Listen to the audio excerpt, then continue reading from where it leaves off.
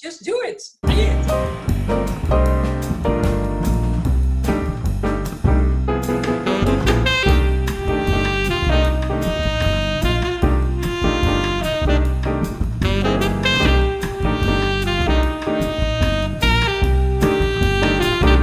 And for this session, we've both been reading a very, very big book. Yeah, which is called The Feminine in Jungian Psychology and in Christian Theology. It's heavy as well. And Belford Ulanov has written it. It's heavy, but it's fascinating. It really is. Yeah. And in the end, it turned out not to be so heavy. It started like a thing, and then I was like, "Oh, this is heavy," and then it turned out to be. I recognized a lot. Yeah, it was very. Totally. And it's going to be a lot about Jung, Carl Jung today. Jung is fantastic for actors and for artists because he's embracing the darkness. He's embracing spirituality. It's embracing symbolism and everything that is not just the intellectual, but also which is inside of our body, in our emotions, in our subconscious, and all that. So, I think he's a great source of inspiration. Masculinity and femininity, which talking in Jung's term is not about being a man or being a woman. Because that's sometimes we can confuse those things when I talk about masculinity and femininity. Oh, so you're talking about men and women. So you're categorizing men and women. That's not the case at all. It's like talking about yin and yang. It's talking about two life forces, two energies. The one is the one that's contending, and the feminine is the one that's yielding. And those words. Contending is the one that. Okay. Yeah. And yielding is letting go, so it leads. And there's two ways of dealing with a situation, which one is not better than the other. It's just two ways of dealing with it, and we got to do both. We got to have both, and this is what Jung talks about. That actually the human deep down is androgynous. We have both. If we don't embrace, as for example me being a woman, if I'm not embracing my masculine side inside of me, it's still there. It doesn't mean that it goes away. It's still there. It just becomes subconscious. And in that way, it's out of control for me. I can't control it. It's controlling me. So if you're not aware of it? No, it's not aware. Embrace it if I don't allow it into my life.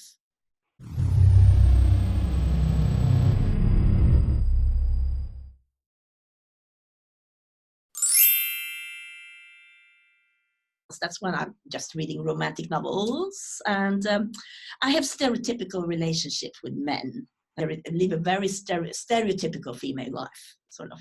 So it's kind of romantic. Romantic, yes. Making him a hero, and no, he's the man, and he comes and rescues, and climbs up to my window, and which is really about stalking, actually, if you look at it. Okay. I mean, it can be that, so it's not so romantic. It was, if someone was following you the whole time. No, it was stalking. Stalking. It's not romantic. No, he's taking over my life. Yeah, and then I can imagine, because then later on you're being angry with him because you didn't take your own masculine side for yourself, your own responsibility. And then you let him do all the things, and then you get angry with him. You become brutal towards your feminine side. So if you for 1 second show your sort of display or get in touch with your feminine side, you're tyrannical and you're critical and you're harsh. Should be nothing feminine here at all. So that's criticizing. That's hard criticizing voice in your head. Do it now. Get out and do it. And you criticize everyone else as well. And you're sort of really harsh about anything. This is what we call the animus possession. That when we are possessed with our animus so much that it's running our life. Yeah. And there's no balance. No. There is an anima problem with men. Is that when they can't decide about anything and be completely wimpish. That's the anima problem with men. But we're talking about women here, as we're talking about Martha. And so it's about being a know-it-all. You hate everything that's feminine. So, yeah. Everything that's soft. Or everything soft, yeah. Yes. Yeah. Especially with women then, because you don't want to see that in yourself. No, you don't. That's you're projecting that. When you see that, so, oh God, that's horrible. Yeah. So that's a lot about Martha, isn't it? To fight and wanting to win everything. That's really about Martha. And not about other women. Martha is not interested in other women. No. You're not interested in other women. No. And so that really relates to the. So you think she didn't embrace her? Well, I think there is animus possession in you, yeah, Martha. Yeah, I think so. I think that's the problem. And the exciting thing is that what Jung says, how to cure, in a way, or how to embrace your animus possession, is not by fighting, or if someone is animus possessed, it's not by fighting that person, it's by giving them love. Yeah. Okay, so I can do that too when I see people that are possessed. An archetype is a common understanding of it's again, it's subconscious. It's subconsciously commonly understanding, like a police. We all know what a police is, for example. Yeah, police, a king, a queen. Yeah, that's an archetype. And Jung talks about 4 female. I mean, there's more, but basically 4 female archetypes. And so the most common archetype is the mother. It's about constantly being focused on taking care of and nurturing other people. That's the mother archetype. And that's what people want from women, that they still keep in contact with the other, that you know what the other is doing, that exactly. You shouldn't be too bitchy. Exactly. You should be. That's the mother. I'm judging the mother. I'm judgmental of the mother. That's my problem. That's my problem. Sometimes I feel like there could be another husband walking through the door and you don't care, as long as it's a husband. Yeah. That's the mother type. Yeah, what is wrong about it? It's a way of life. It's a way of life. It's a family. So yeah, there's also the dark mother, like Medea is the dark mother. So so because it's still about the children and about killing the children. So that's the big thing. So that's the mother type, or the mother archetype. This is the archetype that I think is ingrained in the Western society, that this is the woman. Yeah. Still today, this is the woman. But there are actually other ways of being a woman than being a mother. Tyra is seeing a partner as an individual completely. This is my partner. It's an individual. It's not really. Tyra can have children, but the husband or the man or whatever, that is always going to be the most important person. Yeah. So the word Hythyra is such a difficult word. The Hythyra was the name of those women in Greece. There was the mothers who were at home, and then there was the Hythyras. Is it the word courtesan? Yeah, but it's more. It's more than that. More than that, because they could be very influential in society. Yeah. Because they always say it's the whore, but it's not the whore. No, it's not the whore. It's Aphrodite in a way. If the relationship isn't intellectually satisfying and maturing, then the Hythyra is leaving the man. The negative side is that a Hythyra can draw the man into the subconscious and be very destructive. This is the dark widow and all that. And if the Hythyra has children, it's about the individual child. It usually says the name of the child. Oh yeah. And so this is not it's not so common today, this type of woman, because it's not an Amazon, which is the third archetype, which is self-contained. Only for herself. Nothing for herself. Yeah. So a Hetaira needs a companion. The Amazon needs to be self-contained. On her own. The Amazon is actually connecting to the mother. Yeah. More than the father. So so that's the Amazon, and we of course that's so the mother type and the Amazon type are the most usual in our society today. There is the medial woman who is not personally connected to anyone. There's not like, she's not self-contained. She's just about everyone, everybody. Yeah. Usually an older woman as well, in connection with earth, wind, and fire and everything. And she's the wise woman who is in connection with all this. Yeah, exactly. Of course, we are all four, in a way. Yeah, we have all four in us. And there's usually one who's in the shadow. So for me, for example, the mother is in the shadow. And the Amazon I'm fine with. I've embraced her. I've embraced the medial. I think I've embraced the medial. But really what I'm aspiring to, I've realized that I've been doing my whole life, is the Hetaira. And that was very enlightening to me. And also that is also a woman. It's not just, it's a type. It's an archetype. Yeah, and it's that you don't want to go to that side because you think it's you have to be the Amazon, or you have to be, when you're in business, you have to be like this. And I always think it's the big fun in life as well. When you it is the fun in life. What about Martha? Yeah, Martha.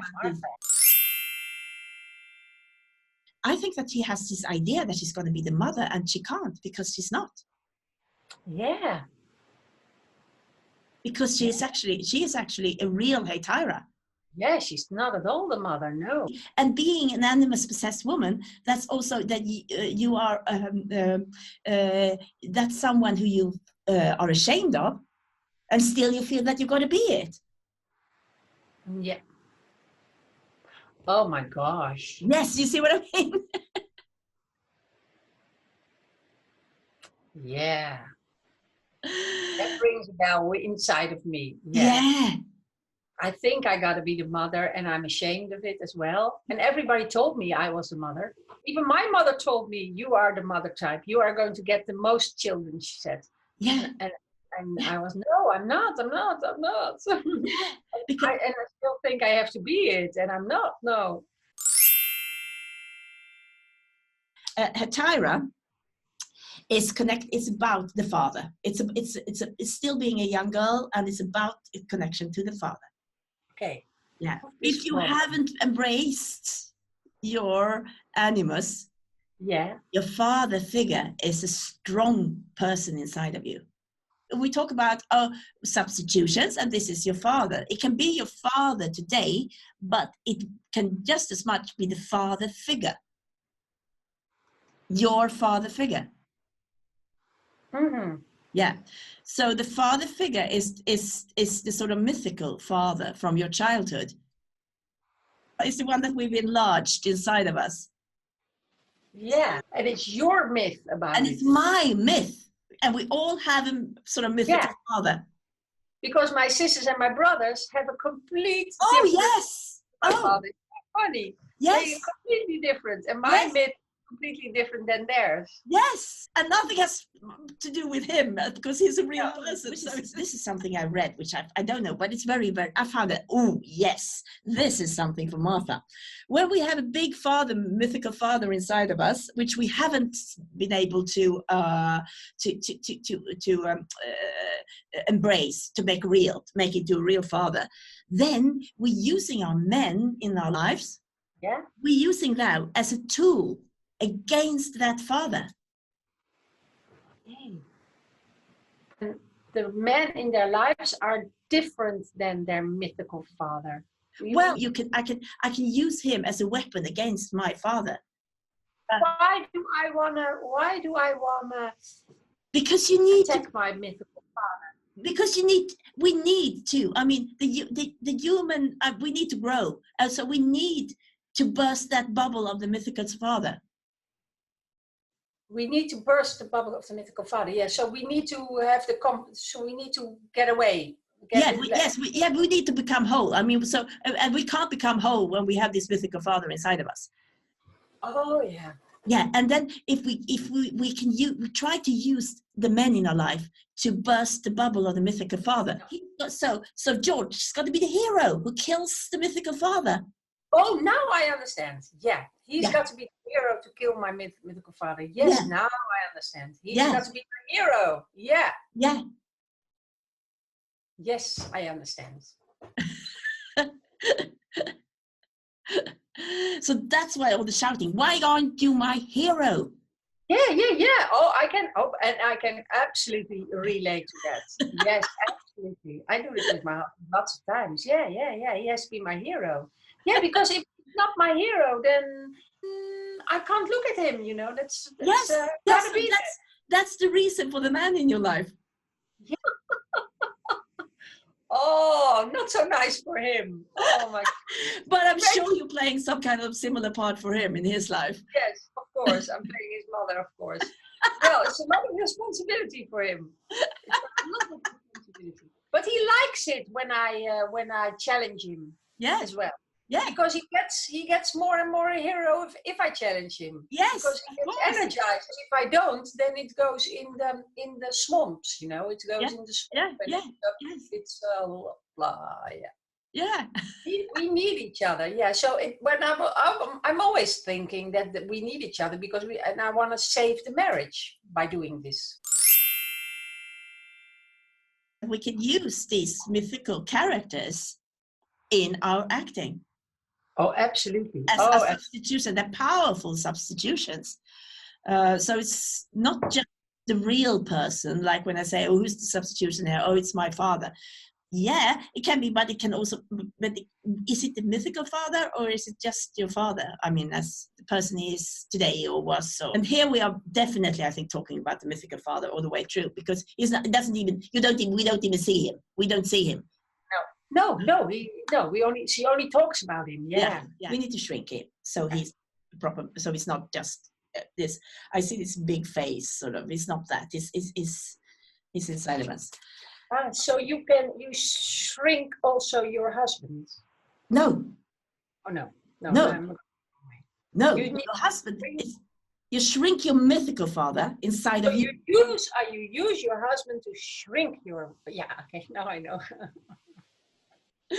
Actually, your husband usually gets bigger when you shrink a mythical father. Because But it's nice because I thought when I think about the word, the word was energizing.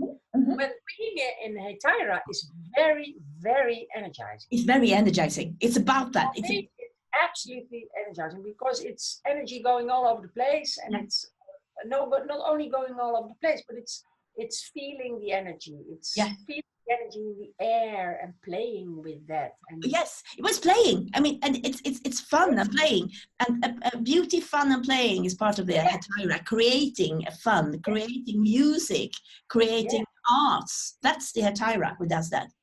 Yeah, but then I will go out of the harsh way or not, because now I'm getting in a conflict with the other thing we had talked about. I know, but we are more than one thing. Okay. Oh, yeah. Yes. This is the thing. One-sided. No. This is the thing. We are so many things at the same time. Oh my God. This is so much. Yeah. Yeah. So being an animus-possessed Hetaira, but that's a conflict as such, isn't it? Oh wow! Yeah, that's very layered. Yeah. And I actually think that I have a piece of text here that we want to explore. Yeah. Using these tools, and that's the monologue where after you, Martha, have been upstairs trying to sleep with Nick, the young man, the young teacher who you and George have taken back to the house after your father's party, together with his young wife, and been drinking a lot, and now you've been trying to sleep with him. That's part of the animus possession, is to be completely outgoing sexually as well. Oh yeah. So sleeping with other people, sleeping with young boys, that's not going to take you to where you've got to be. So I think that it's a turning point in in the story when you realize that I got to face my mythical father, because George isn't there. George was supposed to be a tool. He's the tool to get there to the mythical father. Yeah, but he's not there. So you got to do it alone. Ah, yeah. Because what you're doing here is actually shrinking him. I shrink him to a white mouse. Yes. I'm making him a little white mouse, so I can talk all the time. But I can still. It's very. For me, it's not. Mythical father is still is still very big for me. Yeah. Yeah. So, how can I make it? So we'll talk about this. Is your, so you have to go to your mythical father, because otherwise it's just going to be intellectual concept. You have to be at that age where you were then. Ah. Yeah. Oh, yeah. Because that's where he exists. Oh, I have to go back to my childhood. Yes.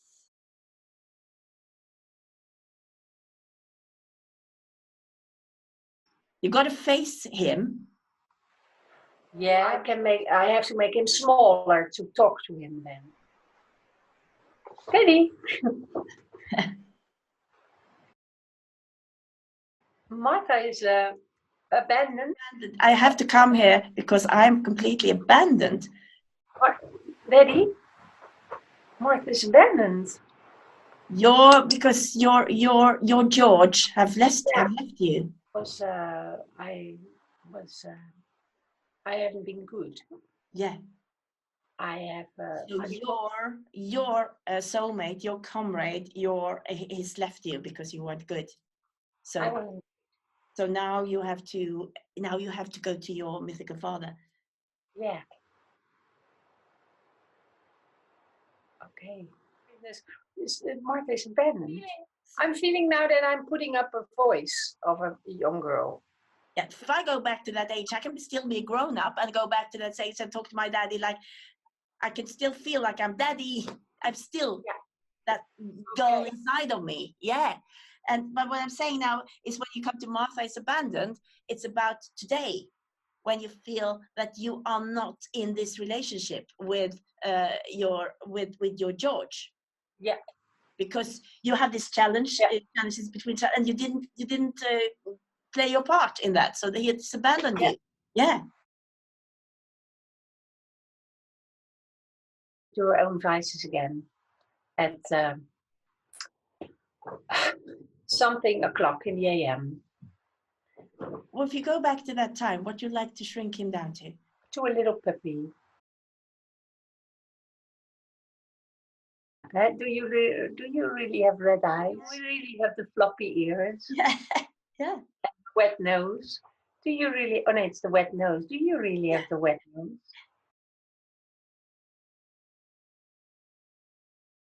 You do have the red eyes. So pretty. It's never going to be big again. Scary. Ah.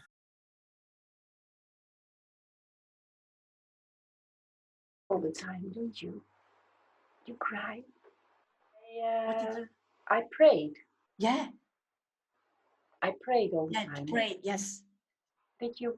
Because you pray all the time, don't you, Daddy? Oh, you're such a little puppy that prays all the time, don't you? Oh, you cry all the time, don't you? Yes, you do. You do. Why? What's his problem? You see his problem now? Yeah, you're lonely too. Yeah. You have red eyes because you cry all the time, don't you? Daddy? Yeah. Yeah, you do. You cry all the time. And look at what's become of you, Martha. Now you're all soft. That's scary, isn't it? I give you bastards just 5 to be come really out. Harsh, really. Be. Okay, I give you bastards just 5. 5 out from where you're hiding. You feel now? Energized. Yeah, and After you felt energized, how do you feel? Was this what's going to happen? No, lonely. Yeah, exactly. So now you have to go even deeper. Now you have to talk to your shrunken father from your open, vulnerable self.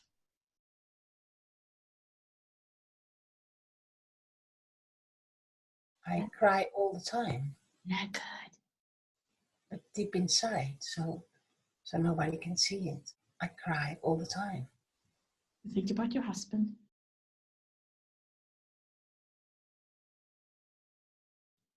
And George cries all the time too. Yeah. He's scared too. No, Yeah, he doesn't. he's scared too, isn't he? He's scared too. He cries all the time too.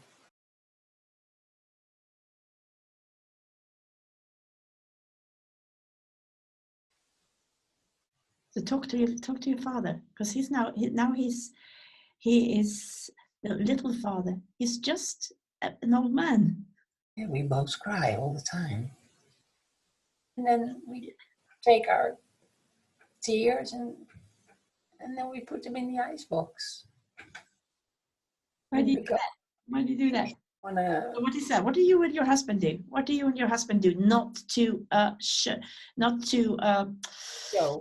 show each other? Yeah.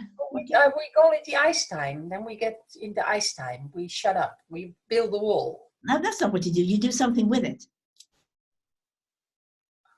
We do something with the tears. Yeah. What do we do with these tears? Yeah, we put them away. We write about it, or we put it into words. We make funny movies about it. Yeah, exactly. Yes. Yeah, but we put them in the icebox. We could put them in the ice trays until they're all frozen. Yeah. We have a big fight. Yeah. And we put them in our drinks. Cling, cling, cling. It's clinging. Goes cling, cling, cling, cling, cling, you know. Yeah, and you get energy from it. Yeah. Yeah, it goes cling, cling, cling, cling, cling. So how do you feel now? Huh. How do you feel? I feel I have surrendered to something. Yeah. Yeah. I have opened up to something. Exactly. I've been a little bit honest. Yes.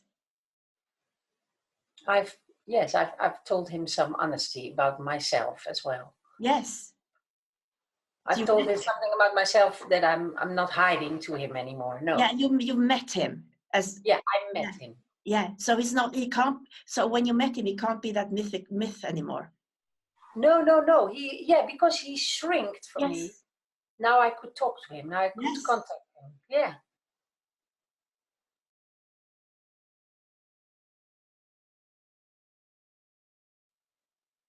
Carl Jung. Yeah. Who knew so much about what's going on inside of us, really, about all these parts of us which are there or which are so usable in our work. To get from one side to the other side, to show all sides. Because that's what's happening. Because this is like an inner monologue out loud. And when we have inner monologues inside of us, there's all these kind of parts talking inside of us when we were 5, when we were 10, when we were 11. And if we would put an X-ray to whatever was going on, or a microphone to our head in our inner monologue, this is the little 5-6-year-old talking to a mythical father, and then it's the Tyra talking to her soulmate, and then we are them all, and then it's the mother the woman who aspires to be the mother and who can't be it, and we are not just one person, we are all inside of us. Yeah, great. Wow. Leonard van Herwijnen, Oscar Sperlich, Pontus T. Pagler, Erik Milgaard, Elisa van der Riesen, Anna Lou Frans, Eline Lundeberg, Herman Bolten, Ivar Ohm, Johan Salberger, Begin van Dawson. Søren Rassen. Thank you so